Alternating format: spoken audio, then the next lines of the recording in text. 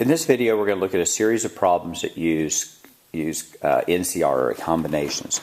In particular, let's look at three particular problems. So in the first one, let's say that you row 7 coins, or row a coin 7 times, and you want to count the number of heads. And the question is what's the probability that you get exactly 3 heads? The second problem we want to is, let's say those are multiple choice tests. I'm sorry, there's a true-false test. You have a true-false test, and let's say you guess randomly. Right? Maybe it's a test you didn't study for, and you guess randomly, and you want to find the probability that you get exactly 3 correct. And the third problem is that you have 7 children. Let's assume that there's no twins or anything like that, no triplets. And let's assume that you have a 50% chance of getting a girl and a 50% chance of getting a boy. And then the probability that you get exactly 3 boys. Well, one of the key facts that make math very useful is that problems that look different are actually exactly the same problem, and the structure of all of these problems are exactly the same. And if you notice here, what's key is that each one of these has a given trial, right? If you want to think of it that way, it's a trial where there's the probability of success or of some outcome is equal to 50%, and you want to count the number of successes. In that case, the formula is pretty easy. And in this case, let's look at the first example that we used here. The probability of you row 7 coins. Wait a second, you don't row coins, you flip coins. So what we're going to do is we're going to take a penny, we're going to flip it 7 times, and then we're going to count the number of heads. Well, in the denominator here is going to be how many different ways that you can roll that. In that case, it's just going to be 2 to the n, 2 to the 7. Now, if you think about that, this is the way to think about it. The probability, the number of ways that you can flip 1 coin is 2, because you can get a head or a tail. And the number of ways you can flip 2 coins is going to be 2 as well. So that's 2 times 2, so that's 4. So the total number of ways you can flip 2 coins is going to be head, tail, head, tail, or tail, tail. 1, 2, 3, 4. Or 2 ways on the first flip and 2 ways on the second flip. If you flip 3 times, it'll be 2 times 2 times 8. 2 times 2 times 2, which is 8. And 4 will be 4, 5, 6, 7. Right? Because each one of the 7 flips, there's 2 different ways. And 2 to the 7th, I always do these on my fingers. 2 times 2 is 4, 8, 16, 32, 64, 128. So the denominator here is going to be 128. Now the numerator is a little more complicated, so let's think for a second about the numerator. And here's what's not clear at first, but if you have 1, 2, 3, 4, 5, 6, 7 coins, and you want 3 to be, we want heads or tails, we want heads. So you want to have 3 of these to be heads, and it doesn't matter the order that you choose these to be heads, right?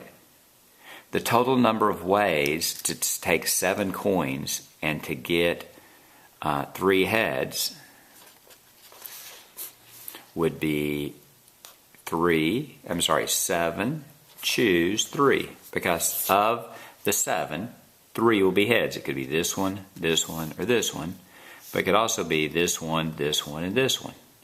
And since order doesn't matter, we're going to use combinations. So this is going to be nCr, or in this case, 7 choose 3. And that's how you're going to do that problem. And then you can just look on your calculator to see what 7 choose 3 is. Right? Remember the formula nCr is n factorial, r factorial, n minus r factorial. We could also just plug in our calculator. We have 7. Different calculators do it different ways. Under here it's under math and then PRB. And it's 35. So your answer is 35 out of 128. Let's divide that. 35 divided by 128 is 0.27 around 0.2734, or around 27% chance. So another way to think about it is if you flip a coin 7 times, the probability of 3 heads is going to be 0.2734. Let's look at the other problems. True-false test. What's probably you're guessing randomly. Now, knowing a good true-false test, you don't usually guess randomly, but here's assuming you didn't study for the test at all, or you went into the wrong classroom. You have a true-false test, and you're going to choose at random. Well, the denominator again is the number of possible choices. Well, if you have 7 answers, and each one of them have a true-false, have 2 outcomes, so that's 2 times 2 times 2, a total of 7 times, or that's 2 to the 7th. And on the top, the probability is, the number of ways that you can get 3 correct out of 7 is going to be 7 choose 3.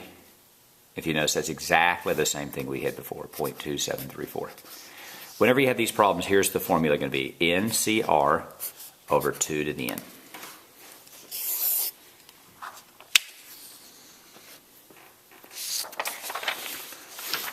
And, of course, the last problem is exactly the same. 7 children, assuming no twins, the probability of getting boy or girl is 50%. Choose 3 boys out of 7. I want to show you another way to solve this, and you can solve this using Pascal's triangle. This is just a trick. So you have n is 7, r is 3, think about it, p is 50%. This only works, by the way, as if the probability is exactly 50-50. There's another formula that's more complicated that you'll learn later when the probability is different. So here you simply do Pascal's triangle.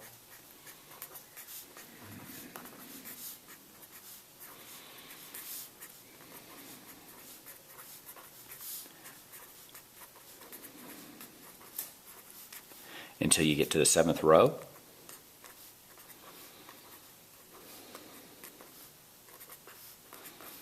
Right? Why 7? 7, right?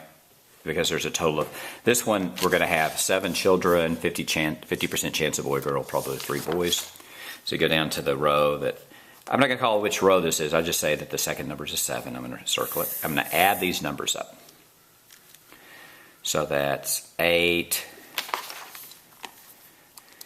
I'm going to do that on a calculator. 1 plus 7 plus 21 plus 35 plus 35 plus 21 plus 7 plus 1 is going to be 128, I believe, right? That's 56, 64, 128. That's the denominator. Now, if you start here, that's 0 boys, and that's 1 boy, and that's 2 boys, and that's 3 boys. So your answer is 35 out of 128, which is exactly the same thing as this formula right here, nCr 2 to the n. So whether you use Pascal triangle, that formula, you get the same answer.